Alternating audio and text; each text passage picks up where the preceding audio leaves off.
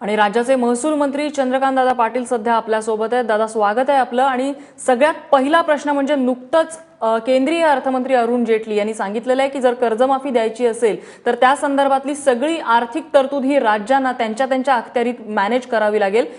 तुमच्यापर्यंत ही अपडेट आलेली आहे का आणि तयारी कशी करणार त्यासाठी?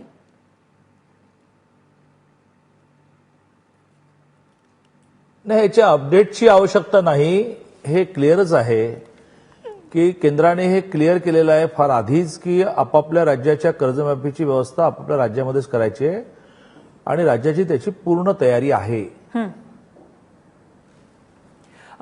यामध्ये आणखीन एक महत्त्वाचा मुद्दा असा की कर्जमाफीवरून धनदांडग्यांना जास्त फायदा होईल अशी भीती अनेकांनी व्यक्त केलेली आहे। त्यासाठी काय तयारी करतंय सरकार?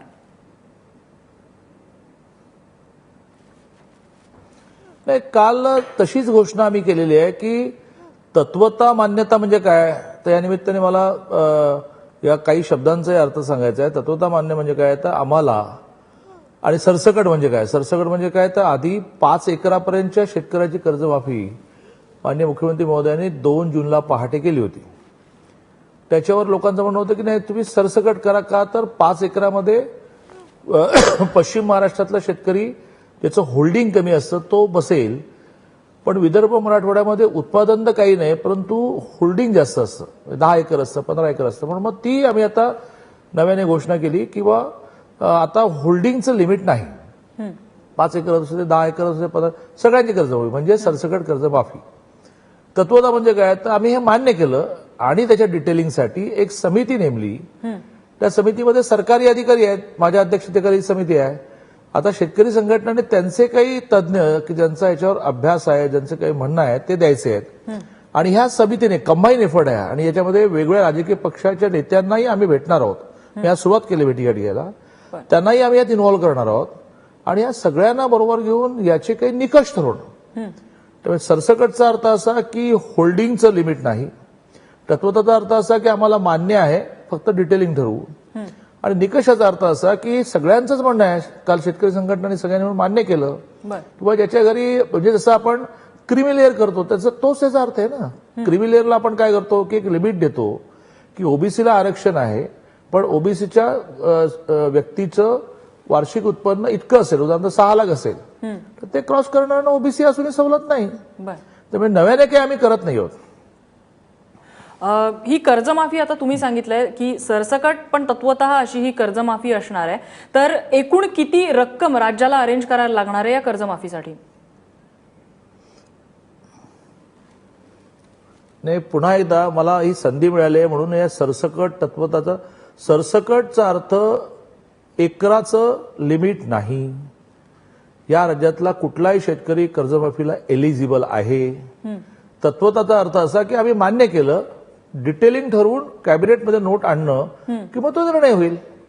त्यामुळे या दोन्ही शब्दामध्ये काही अडचण नाही। आता मुद्दा आहे तो म्हणजे किती पैसे लागतील, याची आकडेवारी आमच्याकडे आहे। राज्याचा मंत्री म्हणून शपथ घेताना माझ्यावर काही बंधनं आहेत आणि त्यामुळे मी अशी ती चॅनलवरून आकडेवारी आपल्यासमोर मांडू शकत नाही, परंतु याची सगळी तयारी ही शासनाने केली आहे। एकदा का निकष ठरले की आम्ही ताबडतोब त्याची कॅबिनेट नोट तयार करू आणि कॅबिनेटमध्ये हा विषय आणून त्याचा ज्याला आपण निर्णय म्हणतो ते करू। तात्पुरती सुद्धा काही सोय ही खरीपाची व्हायला पाहिजे असं म्हणून आम्ही निर्णय घोषित केला आणि आज दिवसभरात त्याच्या बैठका चालल्या आहेत की खरीपाच्या दृष्टीने हा सगळा निर्णय होईपर्यंत शेतकऱ्यांना वेट करायला लागू नये, थांबावं लागू नये, पण लगेचची काही मदत करता येईल का यावर वर्किंग सुरू आहे। शेवटी राज्य कायद्याप्रमाणे चालतं, त्यामुळे कायद्याच्या चौकटीत सगळं करावं लागतं। करणार 100%, कायद्याची चौकट तपासून चाललंय। असंही कळलंय की आपण आणि सहकार मंत्री सुभाष देशमुख आपण सकाळपासून अगदी मॅरेथॉन बैठका घेतायत, सचिवांसोबतही तुमच्या बैठका आहेत, त्यांच्याकडून काही तुम्ही माहिती मागवली, कशा प्रकारची ही माहिती आहे आणि कशा संदर्भात या बैठका आहेत?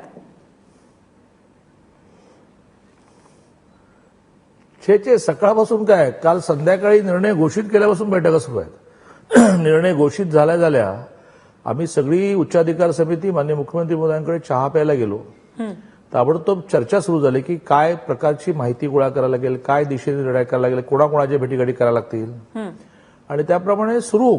आता मी जे म्हटलं की वेगवेगळ्या पक्षांच्या प्रमुखांना भेटणार, सकाळपासून माझ्या 2 पक्षाच्या प्रमुखांच्या भेटी झाल्या आता त्याची नावं नका विचारू तुम्ही मला, परंतु अशा सगळ्यांना भेटणं, सरकारी अधिकाऱ्यांना, राजकीय पक्षांना, शेतकरी संघटनांना, याचा अशासाठी स्पीड आम्ही वाढवला आहे की शेतकरी संघटनेने जे म्हटलं की बा जुलैच्या अधिवेशनापर्यंत करा, मी कालच म्हटलं कशासाठी जुलैचं अधिवेशन, तुम्ही तुमची समिती द्या, ही समिती आणि आमची सरकारी समिती दिवसाचे 8-8, 10-10 तास काम करू, 8 दिवसात निर्णय करू.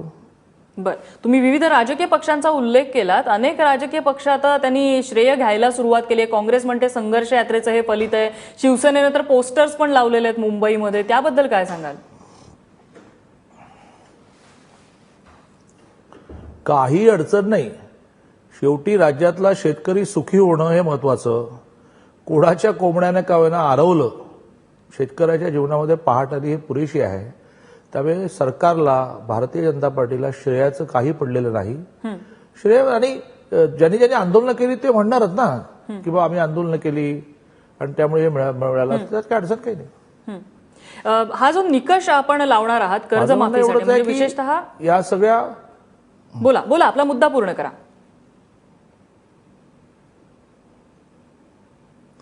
नाही, माझं म्हणणं आता एवढंच आहे की सगळ्या राजकीय पक्षांनी आणि सगळ्या शेतकरी संघटनांनी याचं श्रेय घ्यावं अडचण नाही.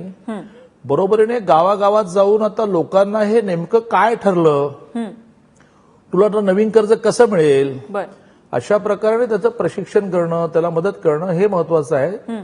तर श्रेय घेण्याच्या बरोबरीने हेही सगळ्यांनी म्हणून केलं पाहिजे. बर, धनदांडग्यांना कर्जमाफी मिळू नये, किंबहुना धनदांडग्यांच्या पदरामध्ये हे कर्जमाफीचं माप पडू नये, आयतं माप असं आपण म्हणूया त्याला, ते पडू नये, यासाठी तुम्ही म्हटलं की निकष ठरवले जाणार. साधारण तुम्ही एक अंदाज देऊ शकता हे कशा प्रकारचे निकष असू शकतील? म्हणजे मी घोषणा म्हणत नाही, पण साधारण एक अंदाज येऊ दे.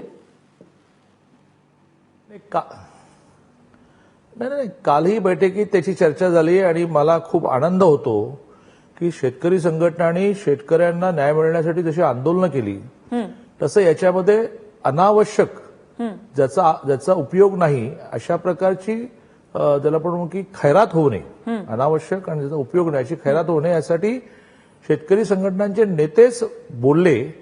आणि नुसते ते बैठकीत बोलले नाही तर ते चॅनलवरून बोलतायत किंवा ही ज्यांना आवश्यक आहे अशांपर्यंत कर्जमाफी पोहोचावी. याचं कारण असं, 2008-9ची जी कर्जमाफी आहे त्याच्यामध्ये आमच्या भागामध्ये, पश्चिम महाराष्ट्रामध्ये काही शेतकऱ्यांची 82 लाख कर्जमाफी झाली. आणि पुन्हा एकदा, मी अशा स्वभावाचा माणूस आहे की नावं घेऊन कोणाला एक्सपोज करणं माझा स्वभाव नाही, परंतु त्यावेळेला महाराष्ट्राच्या मिनिस्ट्रीमध्ये टॉप मिनिस्टर असणाऱ्याच्या सख्या भावाला मिळाली. बर, आता जर अशी कर्जमाफी होणार असेल तर 100 रुपये आपल्याकडे आहेत, 100 रुपयामध्ये आपल्याला अनेकांना समाधानी करायचं असेल तर ज्याला गरज नाही त्याने त्यातून बाहेर पडलं, तर ज्याला गरज आहे तो रांगेतून पुढे येतो. बर, हे साधं सोपं प्रिन्सिपल त्यातलं आहे की ज्यांना गरज नाही, धनदांडगे हा शब्द वापरायचा की नाही माहित नाही, पण ज्यांना गरज नाही अशांना, आता त्याच्यामध्ये 2 निकष लगेच आले आहेत पण त्याचा काही निर्णय नाही झाला. एक निकष असा आला की जे इन्कम टॅक्स पे करतात याचा अर्थ असा की ते त्यांचं उत्पन्न चांगलं आहे. एक निकष असा आला की ज्यांच्या घरामध्ये सरकारी नोकर आहे, म्हणजे बाबा काहीतरी शेती व्यतिरिक्त. शेवटी कर्जमाफी मागणी कशातून आली हो, गळ्याशी आलाय. त्याचं कर्ज फिटलं नाही तर त्याला खूप प्रॉब्लेम येणार आहे. अशातून कर्जमाफी आली का सरकारकडे थोडे पैसे जास्त आहेत वाटायचे म्हणून आली? ती आली लोकांना राहत देण्यासाठी, लोकांना रिलीफ देण्यासाठी.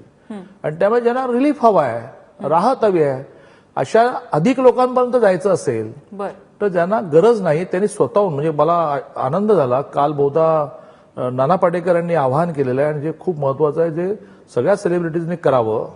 नाना पाटेकरांनी आवाहन असं केलेलं आहे की जसं गॅसची सबसिडी आपण स्वतःहून सोडली आणि ज्यामुळे 2 कोटी लोकांना कधीच गॅस घेणं शक्य नव्हतं, ती सबसिडी त्यांना वापरता आली आणि देशामधल्या 2 कोटी गॅस नसलेल्या महिलांना गॅस मिळाला. तसं गरज नसणाऱ्याने स्वतःहून डिक्लेअर करावं की आम्हाला कर्जमाफी नको, असं नाना पाटेकरांनी म्हटलं.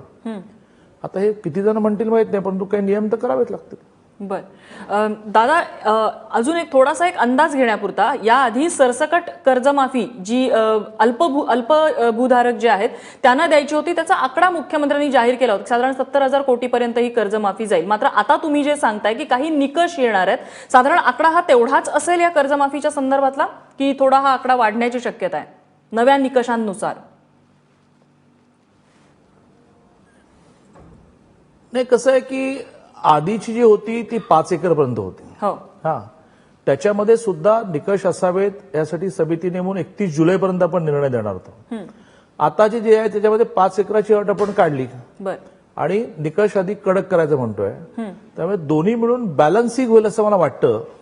पण अजूनही याच्या ठोस आकड्यापर्यंत गेलो नाही असं म्हणूया.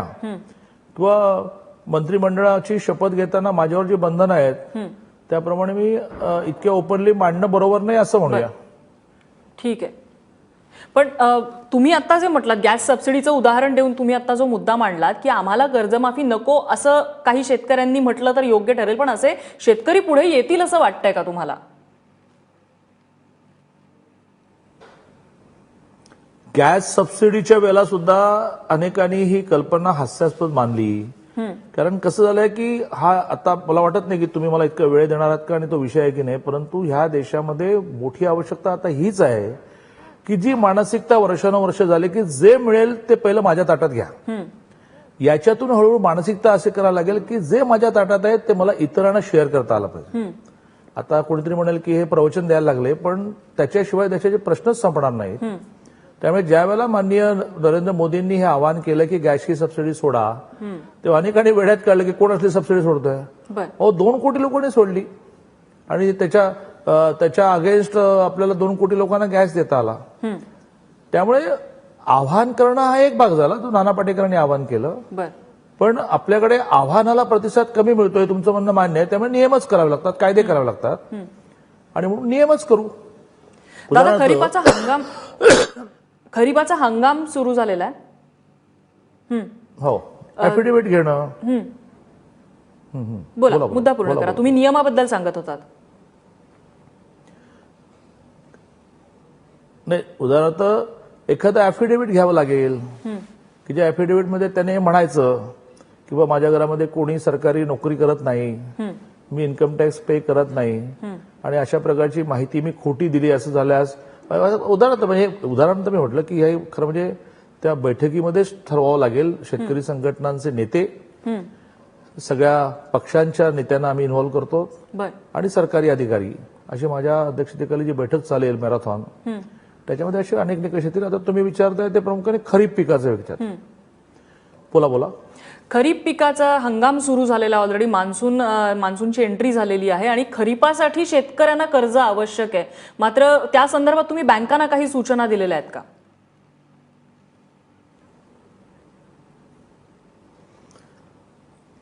मोठ्या प्रमाणावर बैठका ज्या सुरू आहेत त्या यासाठी सुरू आहेत की कायद्याच्या चौकटीत बसून लगेच शेतकऱ्यांना आपल्याला काय रिलीफ देता येईल. ऐकू येते? हो, बोला. ऐकू येते ना आपल्याला? बोला दादा, तुमचा आवाज येतोय. तर त्यावर आम्ही वर्क करतोय. एक तर आम्ही कालच घोषणा केली आहे की 5 एकर पर्यंत जे शेतकरी आहे की ज्यांची कर्जमाफी आधीच माननीय मुख्यमंत्री महोदयांनी घोषित केली, त्या 5 एकरच्या शेतकऱ्यांना त्यांची कर्जमाफी झाली असं मानून लगेच कर्ज द्यायला सुरुवात होईल. याचा ऑपरेटिंग पार्ट जो आहे तो आम्ही लगेच ठरवतो आहोत आणि त्या ऑपरेटिंग पार्ट आज उद्याकडे सगळ्या बँकांपर्यंत पोहोचेल. दादा, आपण यातला एक थोडासा टेक्निकल पार्ट थोडासा तुम्ही समजावून द्यावा असं मी विचारते की तुम्ही आता जमिनीची किती जमीन असेल एखाद्या शेतकऱ्याकडे याची मर्यादा तुम्ही काढून टाकलेली आहे. समजा एखाद्या शेतकऱ्याकडे 5 एकरपेक्षा कमी शेती आहे, पण त्याच्या घरातला कोणीतरी सरकारी कर्मचारी आहे. तर समजा जर नियम आला की सरकारी कर्मचारी ज्याच्या घरात आहे त्याला कर्जमाफी नाही, तर हा छोटा शेतकरी ज्याची 5 एकरपेक्षा कमी शेती आहे तो कर्जमाफीसाठी एलिजिबल असेल का?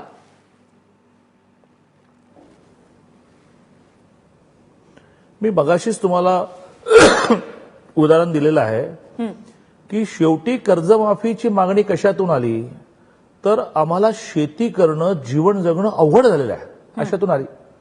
ज्याच्या घरी सरकारी कर्मचारी आहे, ज्याच्या घरी काही ना काहीतरी ऍडिशनल सोर्स आहे, त्याच्या बाबतीमध्ये आपण असं कसं म्हणू शकू किंवा त्याच्या बाबतीमध्ये गळ्याशी आलेलं आहे आणि त्याच्या शेतीमधलं कर्ज तो फेडू शकलेला नाही.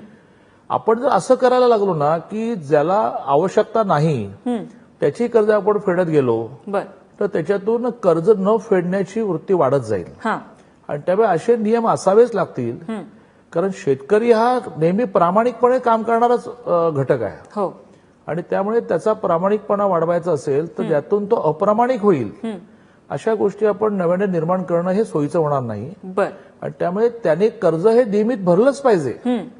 त्याला 2 वर्षाच्या दुष्काळामुळे भरता आला नाही.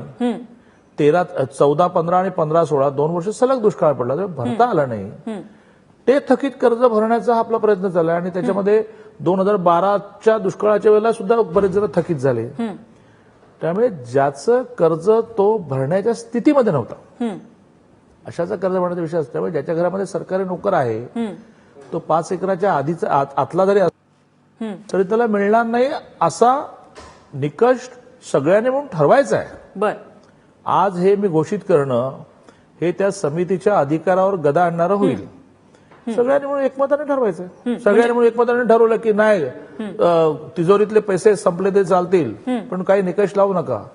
तर सगळे म्हणजे ठरवतील ते ठरवतील. बर म्हणजे तुम्ही ही शक्यता वर्तवताय की असं सुद्धा होऊ शकतं त्या बैठकीमध्ये. फार चांगला शब्द वापरला तुम्ही. ही शक्यता वर्तवतो आहे. नाहीतर लगेच हे माझा इंटरव्ह्यू संपल्या सगळ्या शेतकरी संघटना माझ्या अंगावर येतील. तुम्ही तर सगळे निकष ठरवूनच टाकले. मी पूर्णपणे लोकशाही मांडणार आहे. सर्वानुमते करणार आहे. कालही तुम्ही पाहिलं की दुपारी जेवण पण नाही केलं, संध्याकाळीच जेवलो. त्यामुळे मी तुमचा शब्दच आता वारंवार रिपीट करतो की अशी शक्यता आहे. म्हणजे या आधी मुख्यमंत्र्यांनी जो 2 तारखेला निर्णय घेतलेला होता की सरसकट ज्यांची 5 एकरपेक्षा कमी शेती आहे त्यांना सरसकट कर्जमाफी द्यायची, बाकी काही नियम नव्हते, तो तुर्तास आपण निर्णय होल्डवरती आहे असं समजूया. नाही नाही नाही नाही नाही नाही नाही 2 जूनला पहाटे माननीय मुख्यमंत्री महोदयांनी जो निर्णय घोषित केला त्यावरही समिती नेमून 31 ऑक्टोबर 31 ऑक्टोबरपर्यंत समिती निकष ठरवेल असंच म्हटलं होतं. बर आता फक्त एकच छोटा फरक झाला की 5 एकराच्या ऐवजी सर्वांना इतकाच फरक, बाकी आहे तसंच आहे. ठीक आहे. आणि आणखीन एक यामधला महत्वाचा मुद्दा की आता कर्जमाफीसाठी किती आकडा येईल तो या समितीनंतर किंवा आपल्यासमोर डेटा आल्यानंतर समोर येईलच. मात्र या शेतकऱ्यांची आणखी एक मागणी होती, किंबहुना ती जास्त महत्वाची आहे, ती म्हणजे हमी भावाची. त्या हमी भावासाठी आपल्या राज्याची तिजोरी रेडी आहे का?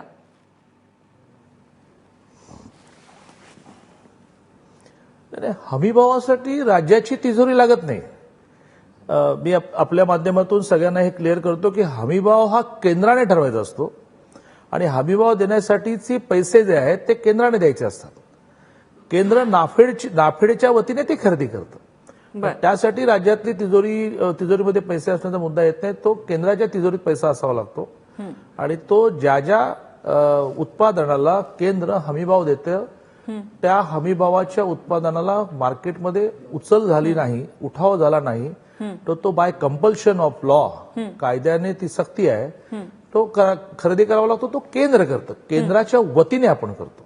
त्यामुळे त्याच्या बाबतीत काही अडचण नाही. नक्कीच दादा, तुम्ही तहान भूक विसरून अगदी ज्या पद्धतीने शेतकऱ्यांसाठी काम करता आहात, आपण आशा करूया की लवकरच शेतकऱ्यांना त्यांचा जो प्रश्न आहे तो निकाली निघेल. धन्यवाद, तुम्ही एबीपी माझा सोबत बातचीत केली आणि प्रतिक्रिया दिली त्याबद्दल.